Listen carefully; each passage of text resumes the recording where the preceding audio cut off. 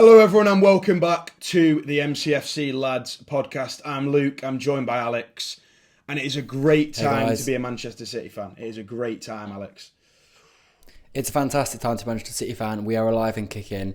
We are, some might say we're back. I don't want to go too early on that, but what a performance on the weekend. A lot to get into as we head into this international break. Yeah, absolutely, Alex. Well, it's international break, but we can't start anywhere but a massive 3-0 battering of Liverpool, the reigning Premier League champions, on Sunday. Game started, obviously, pretty well. We were looking all right. Haaland, though, missing that penalty, Alex. We'll come on to that. He then scored, inevitably, 16 minutes later. That puts him on, 14 Premier League goals now for the season? Absolutely insane. I believe so, And then, obviously, Liverpool got that offside goal. Quick thoughts on that, mate? It's one of them. Everyone's gone mental over it. I think, is it onside, is it offside? I think it probably is onside, but it's not worth the overreaction. It's a 50-50 call, and they've just stuck with the on-field decision, which is what they're meant to do. Everyone goes mental when they interfere too much with VAR, and in the end they've gone for a controversial but a fair decision, in my opinion. At the end of the day, we all get frustrated when we lose games. They've lost 3-0. Liverpool have been absolutely battered there 3-0. And because it's Liverpool and there's so many Liverpool heads in the media and stuff like that, there's a huge overreaction. Ultimately, that would have been 1-1, but they got battered. They were always going to lose that game. They didn't turn up. City massively turned up. It was 3-0. Could have been more, to be honest. I know they could have had a goal or two themselves, but I think 3-0 was the right result. And Nico we get a slice of luck finally. Nico gets a deflected goal just a bit after that. And then Doku, man of the match by far, Jeremy Doku, Alex. What did you make of his performance, mate? It was absolutely unbelievable, wasn't it? It was a real coming of age, I'd say. I'd say anyone that's watched City properly this year knows that Doku's not just had glimpses of that this season, but that's been his performance a lot of the time. And weird reason, I don't really know why he had a little period out of the team after a crazy start of the season. He had that run of Napoli United, and there was a game after that where he was just unbelievable, untouchable. Then went out of the team, not too sure why. Pep will know better than any of us. He's got for most things right this season, so I'll give him benefit of the doubt. And Sunday was his best performance in the City shirt. He absolutely destroyed Bradley. I didn't even think Bradley was that bad. He was just against, on his day, the best winger in the Premier League, in my opinion. When Doku is like that, he is unstoppable. And Bradley saw that. My favourite moment was, probably the goal. But after that, there was a moment in the second half when Bradley and Gravenberch doubled up on him, and he just skimmed them both. Scooped it around him and got it through. Yeah, it was unbelievable. Yeah, this guy's unstoppable. Jeremy Doku was blessed by the Asa Tahini, the ruler of the Kingdom of Ashanti in Ghana, back in July, Alex. And since then, he has been absolutely unbelievable. Now, I'm sure you'll be able to overlay a picture of him. Has he just turned into a different machine since that moment? Is that the moment in time where Jeremy Doku just became something different? Maybe so. I think what I would say is give Jeremy Doku his flowers, because at the end of last season we saw glimpses. The one that comes to mind is that Nunes goal against Villa, where he absolutely destroys Disasi. He puts it across the goal, and it's a simple tap-in for Nunes. But the glimpses have always been there with Jeremy Doku, the fact that he can beat a man, but it's great to see that it's finally clicking for him, because if it does, then, my God, we've got probably the best winger in the league for the next 7-8 years. Yeah, and he's still only 23. Obviously, we signed him at 21. Mental. He's in his third season at City. People were writing him off, saying he's not got the output, he's not got that end product. It takes time, and he has been a different beast this season. We need these players to be stepping up as well. We've seen Haaland being relied on for the start of the season. He has dragged us through a bit with the sheer amount of goals he scored. I think he had 13. And that Esteve stat, the Burnley 2 own goals in one game, is always cropping up. People were wanting and willing Haaland to be the only kind of force we had. But Jeremy Doku against Liverpool was by far, well away, the best player in that game. And we'll just continue to talk through the team a bit. Alex, Donnarumma didn't have a great deal to do, but there was a couple of chances, actually. Szoboszlai, a big shot from the edge of the box. I think Donnarumma has dropped what I describe as a very good start to the season. 8 out of 10 at the least. Maybe the one blip against Bournemouth with that one goal he conceded. Other than that, though, Alex, he's been unbelievable. A number of clean sheets as well. Only conceded a handful of goals in the Premier League and the Champions League, and I think he's looking really good in that. Yeah, I think if you've been watching the pod this season, I'd say there's a few sort of reoccurring themes, and one of them is both of us saying how good Donnarumma is. Yeah. The guy is an absolute joke. Neither of us were completely sold on Standard to begin with, but he won us over straight away. In the air, he's so dominant. The way you just know he's going to punch the ball. I know he had that little miss-up against Bournemouth, but he's so reliable. Whenever they go for a goal, even when it's like Salah going 1-1, I know he missed a target in the end, but you're thinking, I think Donnarumma was going to save it. Presence there. You feel the presence. Salah knew he had to chip that right into the corner to score a goal, and it ended up missing. So, and again, Edison, probably the best keeper this club has ever had. But if he's in goal, I believe Salah probably scores it. I mean, I know that it's easy to say it's just his presence, but it does make a big difference. The guy's an absolute joke. He's been unreal for us so far, and I'm very excited to have him at the football club. Yeah, well, just whilst we're speaking about Edison, Alex, you just mentioned him there. There's a little bit of a few quotes that have come through today, and Edison's actually said that he kind of wanted to leave City the previous season before he left, and that was kind of affecting his on-field performances. We know that things weren't, amazing, mentally for Edison in terms of him staying at the club and stuff like that. And he ended up leaving. Donnarumma's come in. James Trafford's come in. Edison has said, though, that, Pep Guardiola's the best manager ever. And I'm sure every City fan is in the same boat in wishing, obviously, Edison the best time for the rest of his career. But he was such a good goalkeeper. And ultimately, he owned up and said, you can't kind of be in two minds as to whether you want to stay at one of the biggest and best football clubs in the world. So, yeah, respect to Edison. But Donnarumma's come in and filled those boots very well, hasn't he? Yeah, definitely. And on top of Edison, I think it's one of them, we both parted company at the right time. His time at City was done. He goes as an absolute legend. I think I saw on the quotes that Pep's told him that he needs to come back and say his goodbye, which I absolutely agree with. And I hope he does 100%. Get that goodbye, because he absolutely deserves it, because he is one of the sort of key figures of the Centurions, the domestic treble winners, the Formidables, the actual treble winners. So he's such a huge part in all of that. So I hope he gets his farewell properly. But yeah, what a keeper, what a guy, and wish him all the best at Fenerbahce. Yeah, well, on to the back four, Alex, in that game. Now, two names that not that many people would have pinpointed at the start of the season to be standout performers. We've got a left-back, Nico O'Reilly. Now, since Aït-Nouri got injured, he has been absolutely unbelievable at left-back. We know in the late season last year, he had some great performances at left-back. I think about him playing there, I believe, against Everton away, he got a goal. Against Bournemouth away in the FA Cup, he had a great performance in that second half when he came on.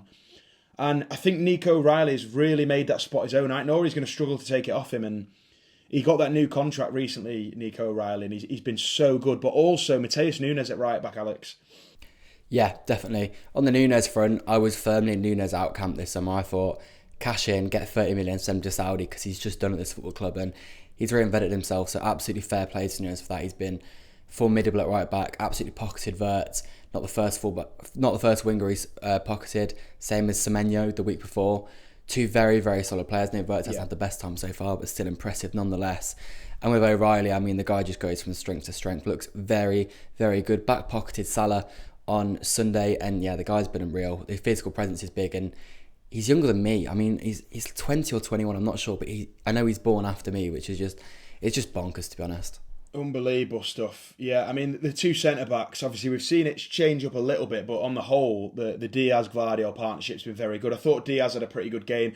Gvardiol, I think we both said it wasn't his best game by any means, but he's put in so many good performances for us. So when the rest of the team's playing so well, he obviously can get away with that one a little bit, Alex. Yeah, completely. The guy's been ultra reliable in a while. I saw a quote today saying he's got some knee problems he's had for about 10 months as well, which he's been playing through, so fair play for that. But yeah, he had a bad game. Bad games happen. It was a good time to have a bad game because the rest of the team was awesome. So we'll forget about it. It happens. And Diaz, we both criticised him actually at the start of the season because I thought he had a really, really poor start. But I'd say actually since Donnarumma came in, since that Brighton game that we always go back to, another one of those key themes on this podcast, the guy's been unbelievable, back to sort of his best self. And that is great to see because when Ruben Diaz is on form, defensively, we look a much better football team. Yeah, it seems like that Brighton game we always come back to is like some sort of like shift in the universe, Alex. We've talked about it countless times, and I'm sure we'll continue to. Obviously, that was the second loss of two right at the start of the season. We were questioning everything on the way back. It's a long journey home. We were thinking, where's this season going to go? But since then, it's been unbelievable. We'll come on to that shortly once we finish talking about some performances against Liverpool. Nico in centre mid, Alex, you're his number one fan. He scored. He got a yellow card, but he dropped an unbelievable performance against Liverpool. And given we've not got Rodri, the former Ballon d'Or winner as of a year ago, Alex, Nico, how good's he been, mate? We're on the third key theme of the podcast here, and we're, 10 minutes in. Yeah. Nico Gonzalez is the truth. If you cannot see the Nico Gonzalez hype then, my God, you are absolutely blind. In my opinion, I don't want to be sort of overactive here, but in my head, he's on the table with Rice and Caicedo as the best defensive midfielders that are fit in the Premier League right now. I think the guy is unbelievable. He's so smart. He's such a pet player. He's such a City player. He can move about well. He reads the game so well. The guy is unbelievable. Got a well-deserved bit of luck for his goal on Sunday. And, I mean, he was a good shout for man of the match. Sadly, there were a few other players that were just unbelievable as well. But Nico Gonzalez is the truth. And what a signing he was in January. Yeah, Foden, I went on the overlap and was talking about him briefly. Unbelievable performances from him this season. He's going under the radar because he's not getting them goals and assists. Against Dortmund, we know he was so good. I think Foden's been so good for us this season. And Bernardo, now a lot of people question why he was starting the game. I always want to see him start in some of these big games. I know you're not as much of a Bernardo advocate, Alex, but the one moment that sprung out to me, I thought he was so good on the ball, but I remember Florian Wirtz just bombing down that left wing and Bernardo's just turned into prime Fernandinho and just chopped him down like a tree. And that, for me, is exactly what I want to see from my captain. Taking a yellow, cutting up an attack. Football's a beautiful game at times, especially when you've got Pep Guardiola as the manager. But I want to see some non-beautiful. I want to see some ugly moments at times because you've got to commit a tactical foul. You've got to pull out, a yellow card here and there and take one for the team. And I thought Bernardo against Liverpool was good, mate. Yeah, I know you said there that I'm not the biggest Bernardo advocate, and in some cases you definitely would be right, but this year I think he's been really, really good. I think he's had a few games maybe not at the highest level, but yeah, I think it was clear why he was put in the team. He's our captain, he's our leader, and like you said, he's got that bit of grit about him, and he can put in that nasty challenge. And against the big teams, that's what you need. I thought one thing he did exceptionally well as well on Sunday was he was just dropping deep and just holding the ball a little bit when we needed a bit of calmness at the back, and that's exactly what he is. He was another great player. I mean, you could say that unbelievable performances for pretty much all of them on Sunday, but Bernardo's another example of that. Captain, fantastic. What a performance from Bernardo. Where does he rank, Bernardo, in your favourite of all-time players, Alex? Where would you say, mate? Well, I'm not glad for me. I actually know what you're about to get at here. But, you could see it a mile off, Alex. You could see it a mile off. Where does he rank, mate? I'd have him in my top three, definitely. But, just for a bit of context for the listeners out there, there was a bit of a quiz we did at the Club World Cup in America with a few friends, and Alex, one of the questions was about Alex, who is his favourite of all-time player, and he did not put my answer, which was, like, I can't remember, I said like David Silva or something like that, and he said it was Bernardo, and it threw everyone off. But yeah, as long as he's top three, Alex, that's all I'm bothered about, mate. Yeah. Right wing Cherky. I don't think it was his best game, but I think he was good. Him and Nunes can link up quite well. Yeah, he's one of them where he was solid. He didn't do anything wrong as such, but didn't maybe have as much impact as we would have liked to have seen. But he's still young. He's still getting back to full fitness. He'll find his feet. We've seen plenty of occasions this season already that show how good he will be. He's been called up to France as well, so I'm excited to see how he does in the national team over the next 2 weeks. But not his best day, but not a bad day either. Yeah, we've talked about Doku, unbelievable. We've talked about Haaland, now on 99 Premier League goals in 108 games. He's going to shatter any of those records on first to 100 goals in his next goal. He did miss the penalty, Alex. There's a question as to whether, is Haaland your penalty taker for City? Does that need to change? I'm not personally too sure. I think he scored 16 and 19 in the Premier League, so I think he's pretty solid. Some of the big moments, so you think about Bayern Munich, that the miss against Sporting as well in the Champions League. I think he is my penalty taker, though. I think he is my penalty taker, but unfortunately, didn't score. Yeah, it's one of them with Haaland. I don't think he's a great penalty taker. I don't think he's maybe built as well for penalties because he's not sort of like a technical player. He's just I don't know how to describe it. His finishing on one-on-one situations and stuff is great, but when it's like a drop ball, it's a bit different. I'm indifferent. I don't mind him taking it. He's at number 9. He's a great goal scorer. And as you said, 16 out of 19 Premier League penalties is a decent record, to be fair, for most strikers. I remember everyone going absolutely mental when he didn't take the penalty in the FA Cup final. But I think, Sunday was a good example as to why not. He isn't a great penalty taker, but I think it's one of them. If there's a Marmoush or someone who obviously did miss in the FA Cup final, if there's one of them, then I'm all for them taking a penalty. But if Haaland wants them, he's our number 9. He scores goals for fun. I'm not going to tell him otherwise. Yeah, Ait Nori, Ake, Bob, Lewis, Marmoush, Reinders, Savinho, Stones, Trafford, Kuzanov, all didn't make the starting 11. We've got Kovacic injured. I may have missed a couple there, Alex. We've got so many names, mate. We've got so many names. And it's good to see. We've got a very big squad, promising squad. A lot of these names are coming through. Rodri as well, to come back. It's mad, isn't it? It's mad. Yeah, it's very exciting. I don't think you mentioned Oscar Bob there, because there's a few names that weren't even on that list. Yeah, but go on. Oh, right, yeah. Sorry, I missed him. But... there's a ridiculous amount of names in our squad, and it's a very, very good time to be a City fan there. Cheeky and Hugo Viana have done a fantastic job, in my opinion, of sorting this squad out, because you look at the squad that we went through last week, compare it to the squad that we had on Sunday. Unbelievable stuff, yeah. It's just a completely different squad, and they've done a great job at rebuilding it. It's much younger, much more energetic, and it's putting up results at the moment, so it's a very exciting time to be a Blue. 100%. So moving on to a couple of community questions. Obviously get these in the comments of any of the podcasts, or get them in over on X on Luke Stanley 03 or at MCFC Lads Pod. So straight up, we've got a Chelsea fan here actually asking, are City fully back? Alex, that's the question.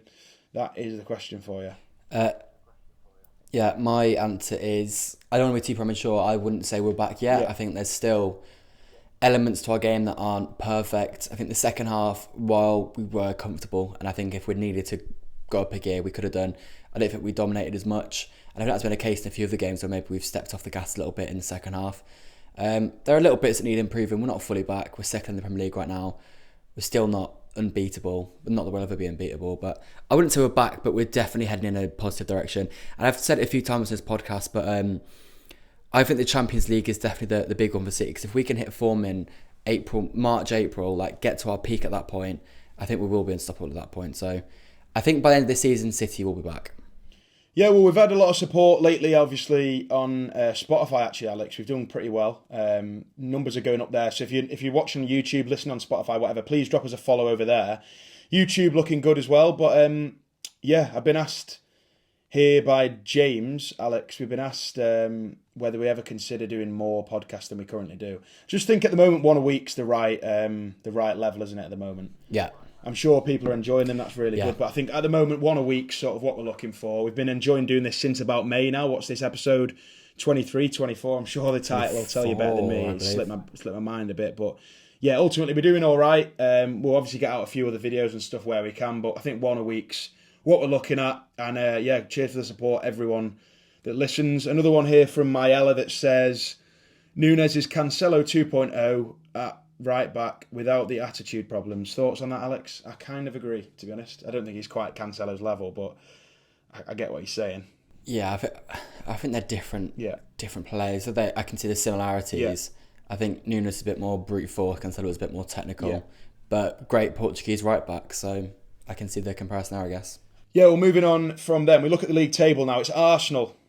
Big that they drop points. Really, really good that they drop points. They're on 26 at the top. We're 4 off them on 22. They've got 20 goals, 5 conceded. We've got 23 goals, 8 conceded. Goal difference is the same. Chelsea just below, Sunderland, Tottenham, Villa, United, Liverpool, Bournemouth underneath that. We're looking good. It's very tight beneath us, Alex, but we're looking good. Like, I know that question was asking if we're back or not.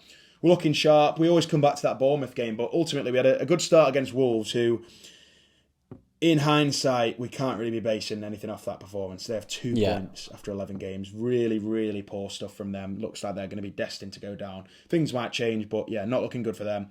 We smashed them on the first day, and then it was a loss to Tottenham, and it was a loss to Brighton, and it was looking a bit gloomy for City fans. We all said, though, Alex, we both said, we're 3 games in. We are 3 games into the season. Wait, and just hold on, and we'll see what happens. And since then, Alex, like you just said before off camera, the 7 games since that international break, between the other 2, we got 5 wins, 2 draws. We then had 7 games. You actually pinpointed Villa as one we could slip up on in the last 7, and we won 6, lost 1. It's very solid, Alex. It's very solid form from us.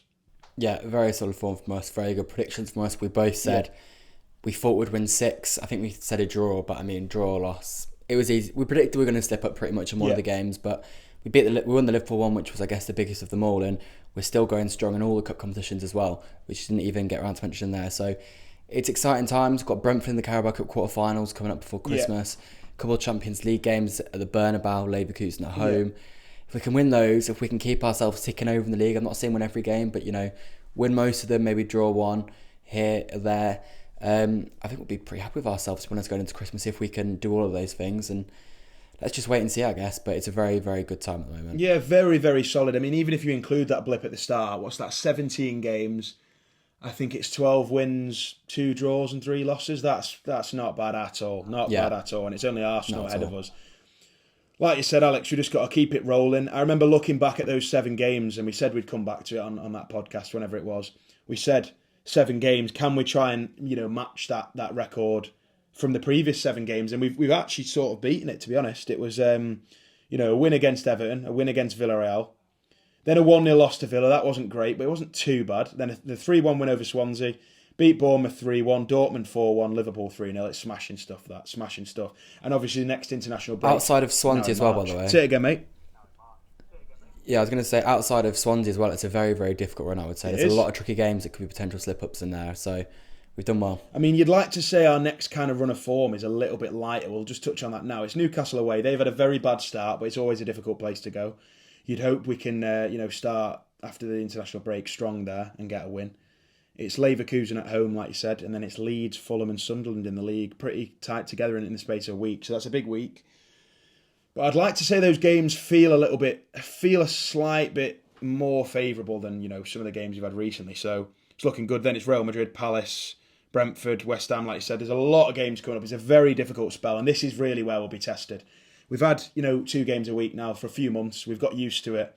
But this is where we will get tested. And let's just pick at the next 5 games. We've got Newcastle, Leverkusen, Leeds, Fulham and Sunderland, Alex. It's got to be there 4 wins, hasn't it, really? Got to be. Yeah, in my opinion, Newcastle away is another one of them where you can... Well, I would leave the ground with a point and say that's not an awful point. Yeah, I get the rest of them would expect to win. I think Sunderland's a difficult one, but at home, I think I expect us to beat them. United beat them, and that says a lot.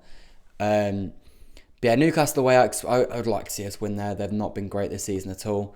But it's a difficult place to go, especially on Saturday at 5:30. But yeah, the rest of them very winnable. And Newcastle as well, given their form, I think we could do 5 out of 5, but 4 out of 5 with a draw. Yeah, you take 4 out of 5, I think. Yeah, well, just another thing as well, talking about form and stuff, Alex. I tweeted out, basically, if we matched every single result from now on to the end of the season from last year, if we just matched the result we got last year in a pretty poor season, we'd get 82 points. Now, that's because City are 11 points better off in the Premier League compared to the same fixtures last season. I'll just rattle through a few here. Wolves away, we got 3 points last year. We got 3 points this year. Spurs and Brighton, we lost both of them and lost both of them. United, we won this year at home and we lost that last year, so that's a +3. Arsenal away, we lost last year and we got a draw, which is a +1. Burnley weren't in the league, so we'll ignore that. Brentford away went from a draw to a win. Everton at home went from a draw to a win. Villa away went from a loss to a loss. Bournemouth at home went from a win to a win. And Liverpool at home went from a loss to a win. So it's an 11-point net gain. It's looking pretty good, Alex, like we said. And you've only got to continue that throughout the season and try and match. It doesn't work exactly like how I'm kind of saying it. But ultimately, it's a good thing to be looking at and saying we're better in last season. I know it's not a great season to compare it against, but people have done the same thing and compared it to title-winning seasons, and we're looking pretty much the same. So we're definitely in that race. I was on the overlap and Wayne Rooney reckons we're in the race. Carragher was saying a similar thing. Whether you want to listen to them or not is up to you. But I think the general consensus now is that City are up there. And if we can be in touch, Alex, like you've said before, by the time we do hit that kind of, January, February point, then we've got a chance. Yeah, definitely. And you spoke earlier about the sort of busy Christmas period, the difficult Christmas period coming up. Any City team that's ever won the league has always defined themselves in Christmas. We've always gone on that run in Christmas that's just sort of put us either level neck or sort of put us miles clear. And if this City team want to really establish themselves, November, December is exactly where they'll do that. If they go and win all the games now up to Christmas, maybe bar one, then I think we'll probably be top of the table on Christmas Day, given the point situation.